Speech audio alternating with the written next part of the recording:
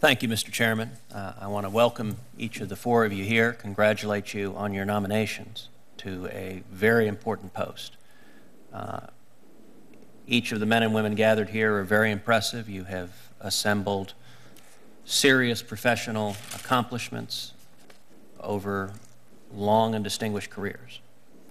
I would note for the three Texas nominees, you have gone through a long and grueling process that involved going through the Federal Judicial Evaluation Committee that Senator Cornyn and I have established, where your backgrounds, your practice were carefully scrutinized by some of the most experienced and respected attorneys in the state of Texas in a bipartisan manner.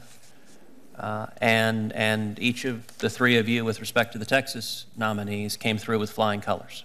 And so you have impressed your colleagues with your diligence and integrity and practice of law. So I congratulate you with that. And Senator Cornyn and I have had the opportunity to visit with each of you as well, and you've impressed us as well, which I'm a pushover, but getting John on board is pretty tough. So I congratulate you on that. I'd like to ask each of the four of you at the outset simply a question, which is in briefly, how would you describe your judicial philosophy? And Judge Bennett, why don't we start with you? Thank you, Senator Cruz. When I first started on the bench, one of the things that I said I wanted to do was impress my mom if she was sitting in the back of the courtroom. And so that means, to me, to be respectful to the litigants who are before me, to listen, to make sure that when they leave that courtroom that they feel that they have had a fair and impartial hearing before a judge. When a litigant has been treated respectfully, has been heard, and has had an impartial ruling, the ends of justice have been served. And I do have to ask, is your mom sitting here in the hearing room today? Yes, sir. Well, welcome, and I have every doubt that today you have satisfied that test, or every certainty, rather. Thank you, Senator, for that question. You know, growing up in Louisiana, my dad taught me that if ever you're faced with a difficult decision in life, whatever it is, always treat people the way you want to be treated, with dignity and respect. And if you do that, no matter what the issue is, you'll always come to the right conclusion.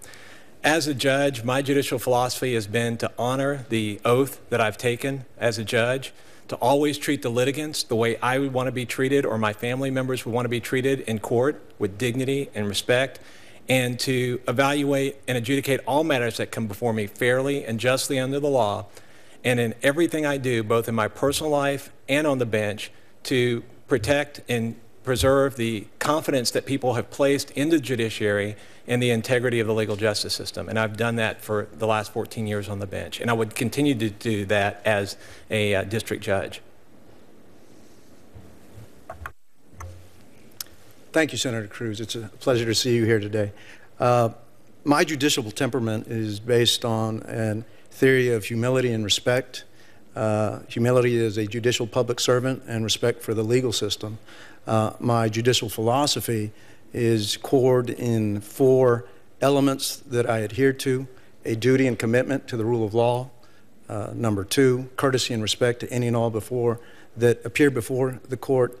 Number 3, a work ethic, a hard work ethic to move the docket quickly and efficiently. And lastly, to have a constant goal to issue fair, consistent, and sagacious rulings that come before the court. Thank you, Senator.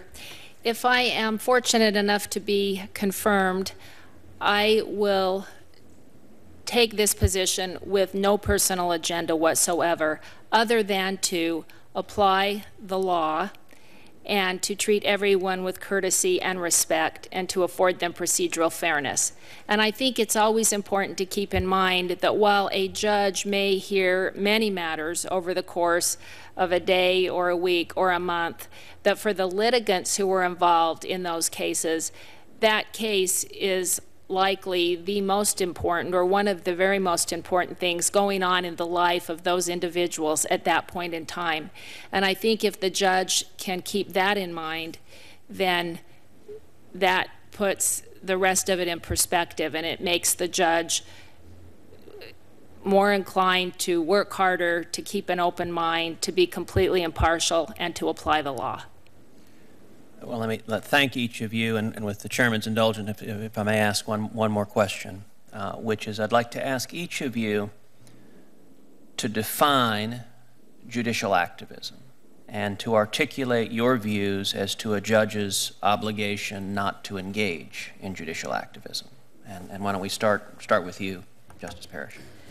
Thank you, Senator. I believe that judicial activism is when a judge brings an agenda to the bench, when a judge is willing to substitute his or her own views and to take that into account as opposed to the law, then that could be judicial activism. It could also manifest itself if a judge decides issues that aren't squarely presented or issues that don't need to be decided.